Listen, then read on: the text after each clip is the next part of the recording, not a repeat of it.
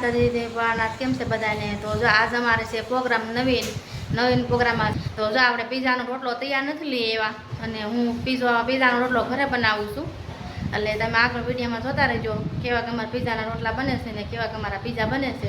તો હાલો જો હું પીઝાનો લોટ બાંધું છું, કેવી રીતના બાંધું છું એ આગળ તમે વિડીયોમાં જોજો. એના લોટ સાળ નાખ્યો છે.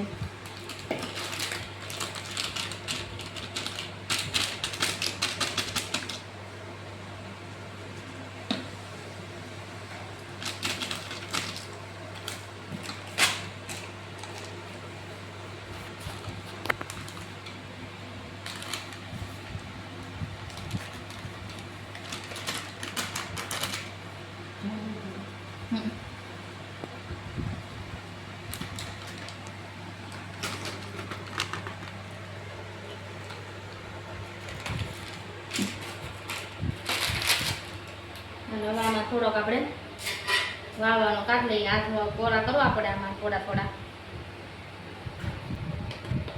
ઢીલો અને થોડો કઠણ એવો રાખવો પડે. બહુ કઠણ નહીં રાખવાનો, બને ત્યાં પણ ઢીલો જ રાખવાનો. અને હાલો આપણે પહેલાં નાખી દઈશું મીઠું.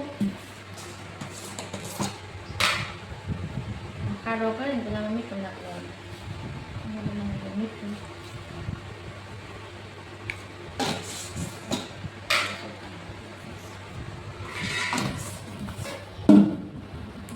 હવે આપણે નાખી દઈએ ખાંડ.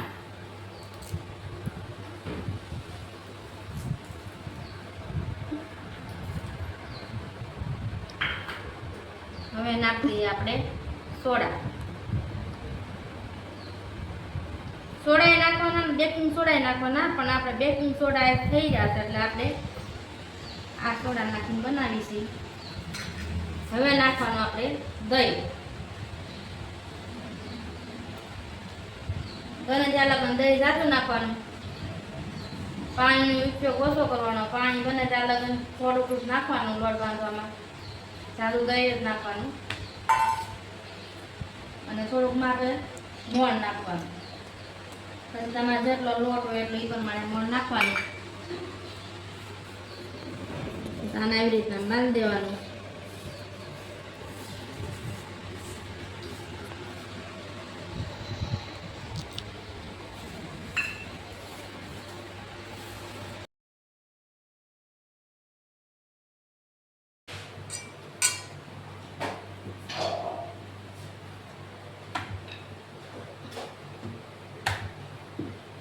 જેટલા વળાય નહીં તમારે થોડી કોશિશ કરવી પડે.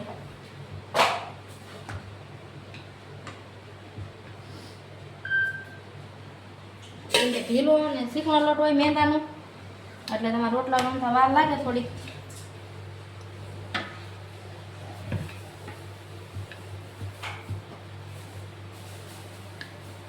ચાલો મસ્તીનો બની ગયો છે. જો અસલ મજાનો ગોળ ગોળ.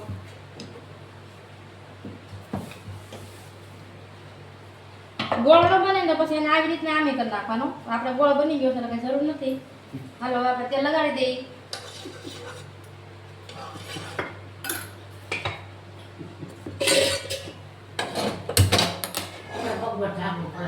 હાલો જો હવે આપણે આમાં નાખી દેવાનો છે અને આને બહુ તળવા નહીં દેવાના, માપે તળવા દેવાના, નકર પછી લાલ થઈ જાય બહુ તો પછી બનાવવા ટાણે થોડાક વધારે બળી જાય.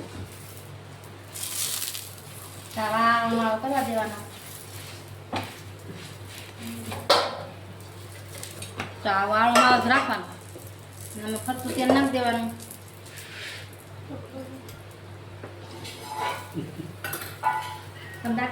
લઈ તો મારા રોટલો મૂકવાનું સાથે પનીર મસ્તીનો થઈ ગયો છે. જો રોટલો અસલ થઈ ગયો સાથે. મિત્રો રોટલો બની ગયો. આપણે ફુગા જેવું થાય. હાલો બીજો ચાલુ કરી દીધો છે.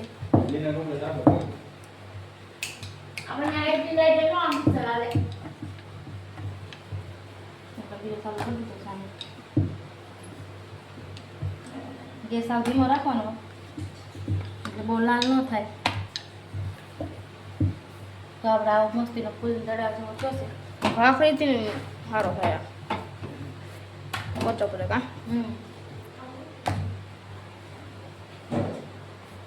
તમારે ઘરે બનાવો હોય તો તમારે જેવડો રોટલો બનાવો હોય એવડો તમે રોટલો બનાવી શકો, નાનો મોટો. એક પીસે બનાવે. હાલો જો આપણે એક બની ગયો છે, કમ્પ્લીટ થઈ ગયો છે પાછો. હાલો